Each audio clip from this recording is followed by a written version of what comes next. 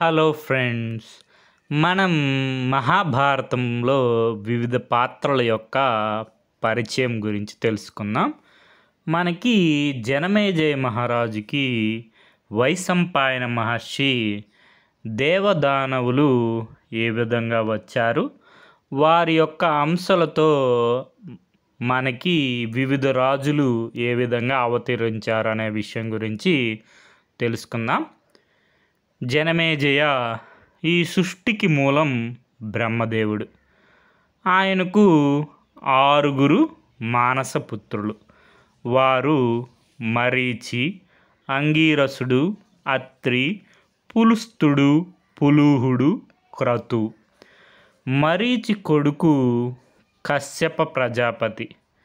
బ్రహ్మదేవుడి కుడి చేతి బొటనవేలు నుండి దక్షుడు అనే పురుషుడు, ఎడమ చేతి బొటనవేలు నుండి ధరణి అనే స్త్రీ జన్మించారు. వారిరువురికి 1000 మంది మహారుషులు జన్మించారు. దక్షునికి 50 మంది కుమార్తెలు జన్మించారు.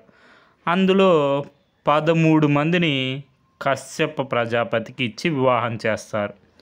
వారిలో దితి అనే ఆమెకు హిరణ్యకశిపుడు జన్మించాడు. హిరణ్యకశిపుడు మనకి జయ విజయులు జన్మిస్తూ ఉంటారన్నమాట. మూడు జన్మలు ఎత్తుతారు. విష్ణువుకి బద్ధశత్రులుగా మొదటి జన్మలో హిరణ్యాక్షుడు, హిరణ్యకశిపుడు. హిరణ్యకశిపుడు కుమారుడు మనకి ప్రహ్లాదుడు. ప్రహ్లాదునికి 3 కొడుకులు. అందులో విరోచనుడికి బలి చక్రవర్తి జన్మిస్తారు.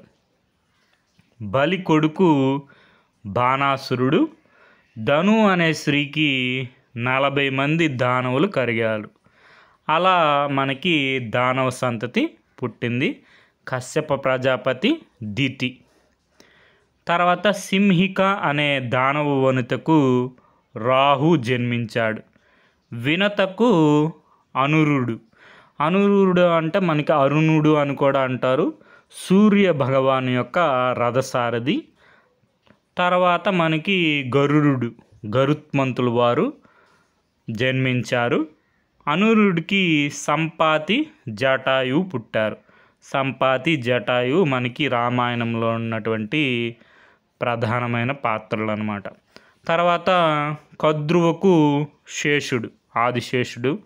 వాసుకి మనకి క్షీరసాగర మంథనంలో మందర పర్వతాన్ని కవ్వంగా ఉపయోగిస్తే వాసుకిని తాడుగా ఉపయోగిస్తారు. మొదలైన పాములు పుట్టారు కశ్యప ప్రజాపతికి, కద్రువకు. తర్వాత మనకి 2వ బ్రహ్మమానస పుత్రుల్లో అంగీరసుడు. మనకి అంగీరసునకు ఉతత్యుడు, బృహస్పతి, సంవర్తుడు అనే కొడుకులు పుట్టారు. బృహస్పతి మనకి దేవతలకు గురువు అయ్యారు. మనకి అత్రి మానసపుత్రునికి అనేక మంది మహామునులు జన్మించారు. అత్రి భార్య పేరు అనసూయాదేవి. మనకి దూర్వాస మహర్షి అత్రి మహర్షి యొక్క కుమారులు అన్నమాట. తర్వాత 4వ బ్రహ్మ మానసపుత్రుడు పులుస్తుడు అనే అతనికి రాక్షసులు జన్మించారు. మనకి పులుస్తునికి విశ్రవసు కుమారుడు. విశ్రవసుకి మనకి రావణాసురుడు, కుంభకర్ణుడు, తర్వాత విభీషణుడు, మళ్ళీ మనకి శూర్పణఖ, కరదూషణులు, వీళ్ళందరూ రాక్షసులు జన్మిస్తారు. తర్వాత పులుహుడు అనే మానసపుత్రునికి కిన్నెరలు, కింపురుషులు జన్మించారు. మనకి చివరి 6వ మానసపుత్రుడు అనేటువంటి క్రతువుకు పక్షి జాతి పుట్టింది. తర్వాత దేవుడు అనే మనువు కొడుకు ప్రజాపతి. దేవుడు కుమారుడు ప్రజాపతి అన్నమాట. ప్రజాపతికి అష్టవసువులు జన్మించారు. అందులో ప్రభావసుడు అనే వసువుకు విశ్వకర్మ జన్మించారు. బ్రహ్మ హృదయం నుండి భృగు మహర్షి జన్మించారు. భృగు మహర్షి కొడుకు కవి కొడుకు శుక్రాచార్యులు.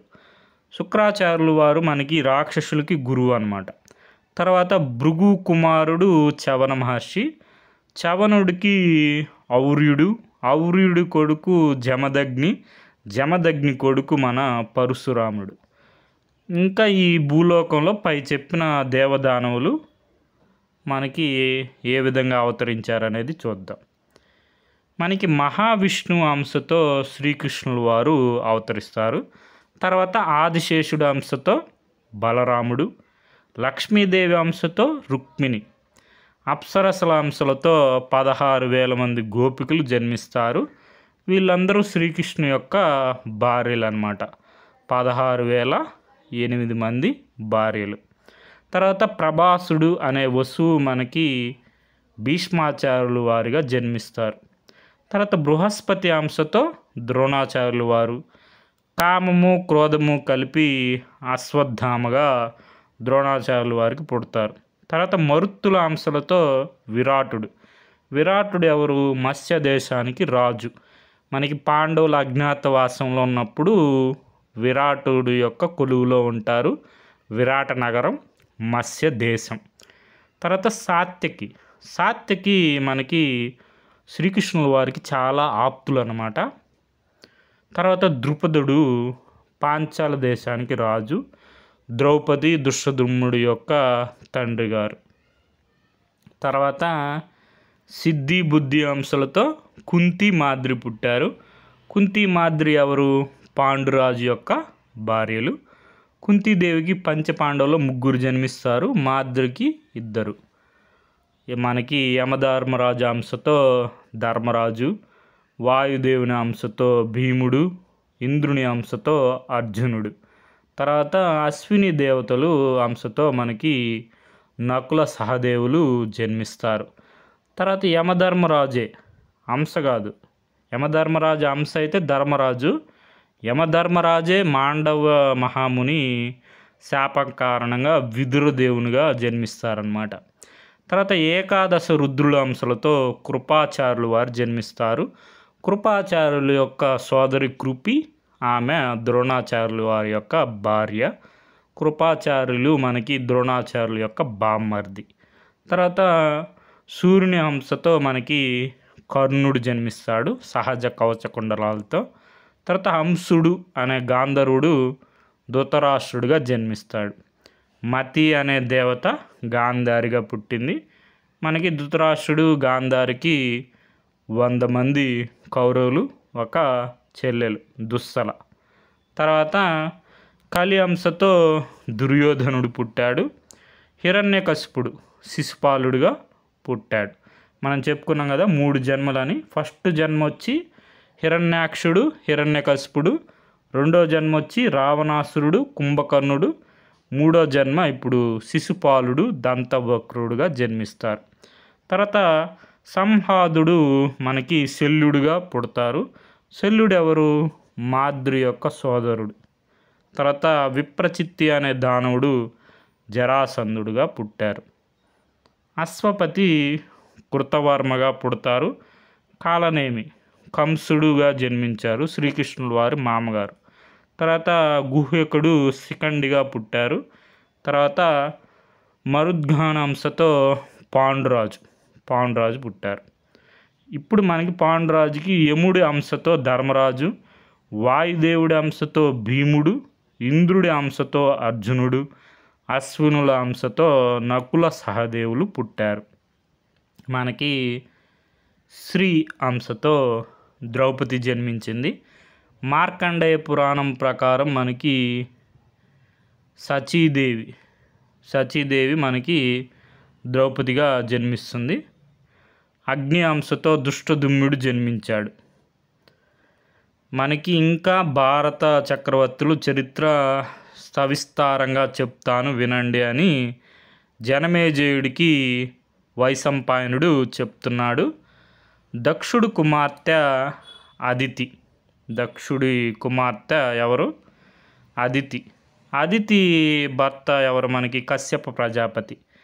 అదితికి జన్మించిన వారు ఆదిత్యులు, దేవతలు. దితికి జన్మించిన వారు దైత్యులు, రాక్షసులు అందరు. కశ్యప ప్రజాపతి. వారి కుమారుడు వివస్వంతుడు.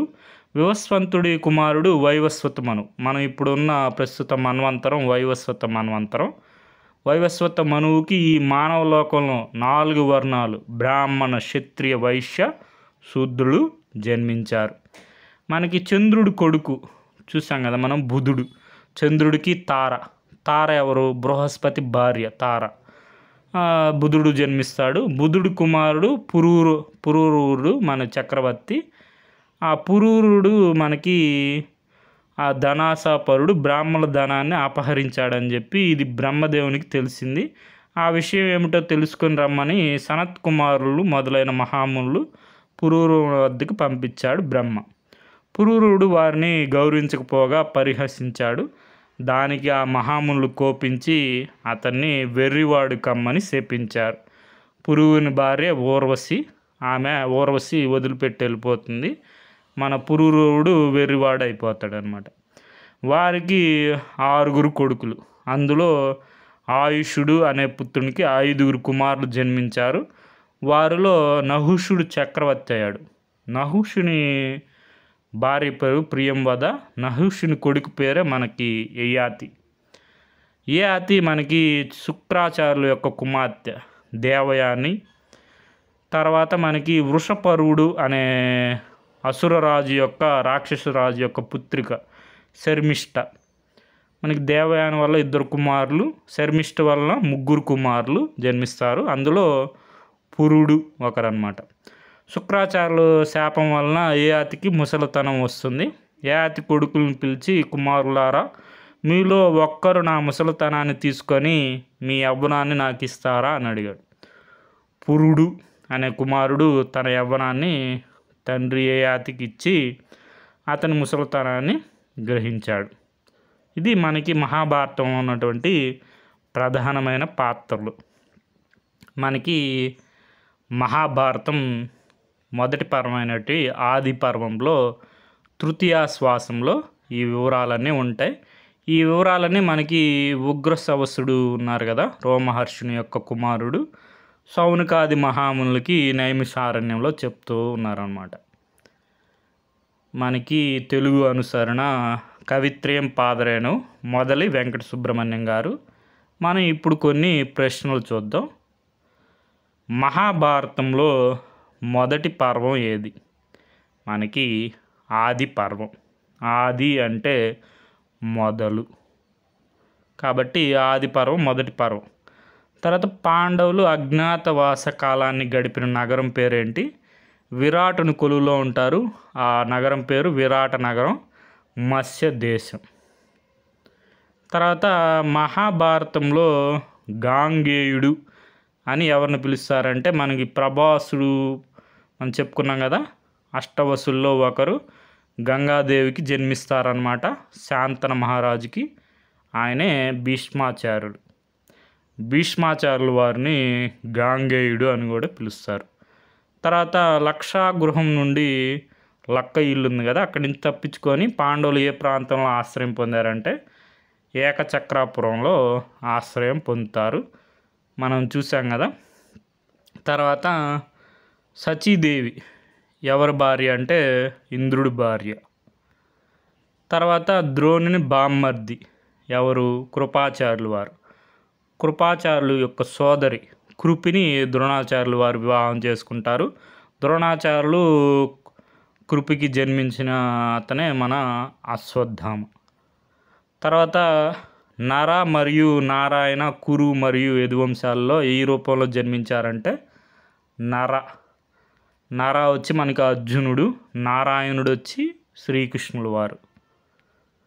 తర్వాత మనకి వీరు బ్రహ్మమానస పుత్రులు. మనం చూసాం కదా 6 మంది బ్రహ్మమానస పుత్రులు ఉన్నారు. ఇక్కడ వాళ్ళు ఎవరు లేరులేండి. సచి, అరుంధతి, యశోద వీళ్ళు అసలు పుత్రులే కాదు, పుత్రికలు. అందుకని ఈ ఆప్షన్స్ అన్నీ ఎలిమినేట్ అయిపోతాయి. ఇంక మిగిలింది ఇదే కాబట్టి మనువు, శతరూపుడు. మనకి ఇక్కడ ఇచ్చిన ఆప్షన్స్ గమనించండి. ఇంద్రుడు, సచీదేవి వీళ్ళిద్దరూ భార్యాభర్తలు అనమాట. మనకి ఇంద్రుడు భార్య పేరు ఏం పేరు? సచీదేవి. వశిష్ఠ మహర్షి భార్య పేరు అరుంధతి దేవి. మనకి వసుదేవుడు, యశోద. యశోద మనకి ఉంటారు కదా. సో మనకి వసుదేవుడు మనకి మా శ్రీకృష్ణుల వారు తండ్రి గారు వసుదేవుడు. తర్వాత మనకి ఎవరి మరణాంతరం దుర్యోధనుడు కర్ణుడిని సైన్యాధిపతిగా చేసుకున్నాడు. మనకి కౌరవుల పక్షంలో సైన్యాధిపతులు సర్వసైన్యాధిపతులు మారిపోతూ ఉంటారు. ఫస్ట్ భీష్మాచార్యులు వారు ఉంటారు. భీష్మాచార్యులు వారు 10 రోజులు ఉంటారు. మొత్తం 18 రోజులు జరుగుతుంది మహాభారత కురుక్షేత్ర సంగ్రామం. తర్వాత 10 రోజుల తర్వాత భీష్మాచార్యుల తర్వాత ద్రోణాచార్యులు వారు 5 రోజులు ఉంటారు. సో ద్రోణాచార్యుల తర్వాత మనకి కర్ణుడిని సైన్యాధిపతిగా చేస్తారు. కర్ణుడు 2 రోజులు ఉంటారు. తర్వాత కర్ణుడు తర్వాత శల్యుడు మనకి లాస్ట్ 18వ రోజు అంటే 1/2 రోజు ఉంటారు. మిగిలిన 1/2 రోజు మన భీమసేనుడు దుర్యోధనుల వారు గదా యుద్ధం చేసుకుంటారు. అక్కడికి 18 రోజులు అయిపోతాయి. లాస్ట్ ఇంకా దుర్యోధనుడు గదా యుద్ధంలో తన ఉరుభంగం జరిగి ఉన్నప్పుడు అశ్వత్థామని మనకి నాయకుడిగా చేస్తారు. అశ్వత్థామ సౌత్తిక పర్వంలో రాత్రిపూట వెళ్ళి మనకి దుష్టదుమ్ముడు ద్రుపద మహారాజు యొక్క కుమారుడు. దుష్టదుమ్ముడే 18 రోజులు చివరి వరకు మనకి పాండవులకి సర్వసైన్యాధ్యక్షుడిగా ఉంటారనమాట. లాస్ట్కి అశ్వత్థామ సౌత్తిక పర్వంలో దుష్టదుమ్ముడిని హతమారుస్తాడు. తర్వాత ఎందుకు హతమారుస్తాడంటే దుష్టదుమ్ముడు ద్రోణాచార్యుల వారిని సంహరిస్తారు. అందుకని అశ్వత్థామ దుష్టదుమ్ముడిని సంహరిస్తారు. తర్వాత మనకి ఈ క్రింది వారిలో ఏ ప్రజాపతి ఉద్దేశపూర్వకంగా బృహస్పతిస్వ యజ్ఞానికి పరమశివుడిని సతీదేవిని ఆహ్వానించలేదంటే దక్ష ప్రజాపతి. మనకి 6 ప్రజాపతులు ఉన్నారనుకున్నాం కదా. బ్రహ్మదేవి మానసపుత్రిగా జన్మించిన ప్రజాపతి పులుస్తుడు ఎన్నో ప్రజాపతి అంటే 4వ ప్రజాపతి. మనకి ప్రజాపతులు ఎంతమంది ఉన్నారు అవి మనకి వివిధ పురాణాల్లో ఇతిహాసాల్లో వివిధ సంఖ్యలు వివిధ పేర్లతో ఉంటారు. కాబట్టి ఈ క్వశ్చన్ని ఇగ్నోర్ చేయడం డిలీట్ చేశారనమాట. తర్వాత మనకి ద్రోణాచార్యునికి తన బొటనవేలును గురుదక్షిణగా సమర్పించింది ఎవరంటే ఏకలవ్యుడు. మనకి అర్జునుడు కర్ణుడు దుర్యోధనుడు వీళ్ళందరూ కూడా ద్రోణాచార్యుని యొక్క శిష్యులే. తర్వాత సగరుడు వదిలిన యాగాస్వాన్ని ఎవరు దొంగిలించారంటే ఇంద్రుడు. యుధిష్ఠిరునికి విష్ణు సహస్రనామ స్తోత్రం ఎవరు చెప్పారంటే భీష్మాచార్యులు వారు చెప్తారు. తర్వాత భాగవత పురాణం ప్రకారం దితి యొక్క భర్త ఎవరు మనం చూసాం కదా కశ్యప ప్రజాపతి. దితికి పుట్టిన వాళ్ళే మన హిరణ్యకశిపుడు కుమారుడే ప్రహ్లాదు కుమారుడు విరోచనుడు కుమారుడు బలి చక్రవర్తి. తర్వాత లక్షాగృహాన్ని లక్క ఇల్ని ఎవరు నిర్మించారంటే పురోచనుడు. దేవతల గురువు మనకి బృహస్పతి అంశతో ద్రోణాచార్యుల వారు జన్మిస్తారు. తర్వాత ఏ దేవుడు దేవతల వాస్తు శిల్పి మరియు స్థాపత్య వేద స్థాపకుడు అంటే విశ్వకర్మ. తర్వాత మనం చెప్పుకున్నాం కదా సప్త ఋషుల్లో అత్రి మహర్షి అతని భార్య అనసూయాదేవికి జన్మించినటువంటి వారు దూర్వాస మహర్షి. తర్వాత రాక్షసుల గురువు ఎవరు శుక్రాచార్యులు. తర్వాత మనకి జనమేజయునికి భారత కథలను చెప్పింది ఎవరంటే వైశంపాయన మహర్షి. తర్వాత మనకి చెప్పుకున్నాం కదా దేవతల శిల్పాచార్యుడు స్థాపత్య వేద స్థాపకుడు విశ్వకర్మ మనకి తెలుసు కదా అష్టవసుల్లో ప్రభావసుడు యొక్క కుమారుడు. తర్వాత మనకి ఇక్కడ ఇవి చూడండి మనకి భాగవత పురాణాన్ని పరీక్షిత్ మహారాజుకి ఎవరు చెప్పారంటే సుఖ మహర్షి ఎవరు వేదవ్యాస మహర్షి యొక్క కుమారుడు. తర్వాత వేన వేన మహారాజు యొక్క తండ్రి గారు ఎవరు? అంగ మహారాజు. అంగ మహారాజు కుమారుడు వేన మహారాజు. వేన మహారాజుకి మనకి మదిస్తే మనకు కుడి భుజం నుంచి పృథు మహారాజు వస్తారు. తర్వాత ధ్రువుడు యొక్క తండ్రి గారు ఎవరు? ఉత్తానపాదుడు. ధ్రువుడి యొక్క తల్లి గారి పేరు సునీతి. తర్వాత మనకి తెలుసు కదా, రాక్షసుల గురువు శుక్రాచార్యులు. తర్వాత మహాభారతానికి జనమేజయ మహారాజుకి ఎవరు చెప్పారంటే వైశంపాయన మహర్షి చెప్తారు. తర్వాత మనకి దేవతల యొక్క శిల్పి ఎవరు? విశ్వకర్మ. ఇక్కడ చూడండి ఆప్షన్స్ జాగ్రత్తగా చూసుకోండి. విశ్వవర్మ అని ఉంది, విశ్వకర్మ ఆన్సర్ మనకి 4. తర్వాత దుష్ట చతుష్టయంలో భాగం కాని వాళ్ళు ఎవరు? శిశుపాలుడు అనమాట. మనం శిశుపాలుడు చూసాం కదా, హిరణ్య కశిపుడు శిశుపాలుడిగా జన్మిస్తాడు. దుర్యోధనుడు, దుశ్శాసనుడు, శకుని, కర్ణుడు వీళ్ళ నలుగురిని దుష్ట చతుష్టయం అంటారు.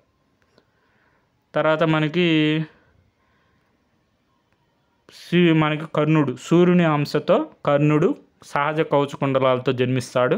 ఆ సహజ కవచకుండలాలు ఇంద్రునికి దానం చేసి ఇంద్రుని దగ్గర నుంచి శక్తి అస్త్రాన్ని పొందుతాడు.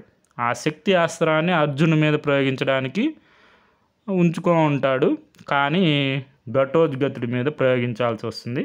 ఘటోత్కచుడు ఎవరు? భీమసేనుడు హిడింబ యొక్క కుమారుడు ఘటోత్కచుడు. మాయాయుద్ధంలో నేర్పరి అనమాట. తర్వాత ద్వాపర యుగంలో విష్ణుమూర్తి అవతారం శ్రీకృష్ణ అవతారం. తర్వాత మనకి ధృతరాష్ట్రునికి మహాభారత సంగ్రామాన్ని కంటికి కనిపించినట్లు వివరించింది ఎవరంటే సంజయుడు. సంజయుడికి దివ్యశక్తి ఇస్తారనమాట వేదవ్యాస మహర్షి. ఆ శక్తితో మనకి మహాభారత సంగ్రామాన్ని కంటికి కనిపించినట్టు సంజయుడు చెప్తూ ఉంటారు. మనకి భీష్మ పర్వంలో భగవద్గీత చెప్తారు శ్రీకృష్ణుల వారు అర్జునుడికి. అప్పుడు విన్నది ఎవరంటే శ్రీకృష్ణుల వారికి అర్జునుడికి చెప్తుంటే అర్జునుడు విన్నారు. తర్వాత రథం పైన ఉన్నటువంటి కపిధ్వజంలో ఉన్నటువంటి ఆంజనేయ స్వామి కూడా వింటారు. తర్వాత సంజయుడు కూడా వింటారనమాట. తర్వాత మనకి శకునిని ఎవరు చంపారంటే సహదేవుడు చంపుతాడు. తర్వాత మహాభారత సంగ్రామ యోధుల్లో గుడాకేశ అర్జునుడు. ఇంద్రియాలను గెలిచినవాడు, నిద్రని గెలిచినవాడు గుడాకేశ. రింగుల జుట్టు కలవాడు అర్జునుడు. గుడాకేశ అంటే అర్జునుడు, ఋషికేశ అంటే శ్రీకృష్ణుల వారు.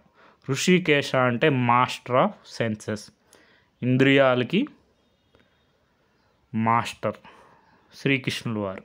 తర్వాత మనకి ఇది ఆల్రెడీ వచ్చింది కదా, ఇంద్రుని భార్య సచీదేవి. ఈమె అంశతోనే మనకి ద్రౌపది జన్మిస్తుంది. ఇంద్రుని యొక్క తేజస్సుతో 5 మంది పాండవులు జన్మిస్తారు. 5 మంది పాండవులకి ద్రౌపది భార్య. తర్వాత భీష్ముడి తండ్రి పేరు, భీష్మాచార్యుల యొక్క తండ్రి పేరు శాంతన మహారాజు. శాంతనుడికి గంగాదేవికి జన్మించినటువంటి వాళ్ళే మన భీష్ముడు. దేవవ్రతుడు. మనకి ఆ జన్మాంతం బ్రహ్మచారిగా ఉంటానని భీష్మ ప్రతిజ్ఞ చేసి భీష్ముడుగా మారుతారనమాట. అప్పుడు శాంతనుడు సంతోషించి భీష్మాచార్యుల వారికి ఒక వరం ఇస్తారు, స్వచ్ఛంద మరణం. అంటే భీష్మాచార్యుల వారికి ఎప్పుడు మరణం కోరుకుంటే అప్పుడే మరణం వస్తుంది. తర్వాత మనకి రాధేయుడు అని ఎవరిని పిలుస్తారంటే కర్ణుడిని. మనకి కుంతీదేవికి సూర్యుని అంశతో కర్ణుడు జన్మిస్తే కుంతీదేవి ఆసవా నదిలో వదిలేస్తుంది. గంగా నదిలో మనకి అతిరథుడు అనే సూతుడికి దొరుకుతాడనమాట. ఆయన భార్య రాధ, ఆమె కర్ణుడిని పెంచుతుంది, అందుకని రాధేయుడు అని పిలుస్తారు. ఇది మనం చూసాం కదా. విష్ణు సహస్రనామాన్ని మొదటిసారిగా జపించింది ఎవరంటే భీష్మాచార్యుల వారు. భీష్మాచార్యుల వారు అంపశయ మీద ఉంటారు. అనుశాసనిక పర్వంలో మనకి విష్ణు సహస్రనామం ఉంటుంది. తర్వాత పాండవులు అజ్ఞాతవాస సమయంలో ఎవరి వద్ద ఆశ్రయం పొందారంటే విరాటుడు మత్స్య దేశాధిపతి విరాట నగరంలో ఉంటారు. తర్వాత యుధిష్ఠిరుడు ధర్మరాజు తర్వాత ఎవరు మనకి సింహాసనాన్ని అధిష్ఠించిందంటే పరీక్షిత్. ఈ పరీక్షిత్ ఎవరు? మనకి అర్జునుడికి సుభద్రకు జన్మించినటువంటి అభిమన్యుడు. అభిమన్యుడికి ఉత్తరకి జన్మించినటువంటి వారే పరీక్షిత్. పరీక్షిత్తుకి మనకి ఇరావతీ దేవికి జన్మించినటువంటి వారు జనమేజయ మహారాజు. జనమేజయ మహారాజుకే వైశంపాయన మహర్షి ఈ మహాభారత కథను చెప్తున్నారు. అది విన్న మన ఉగ్రశ్రవసుడు సూత మహర్షి సౌనకాది మహామునులకి సాత్రయాగం చేస్తుంటే నైమిషారణ్యంలో మహాభారత కథను చెప్తూ ఉన్నారు. Okay friends, thank you for watching.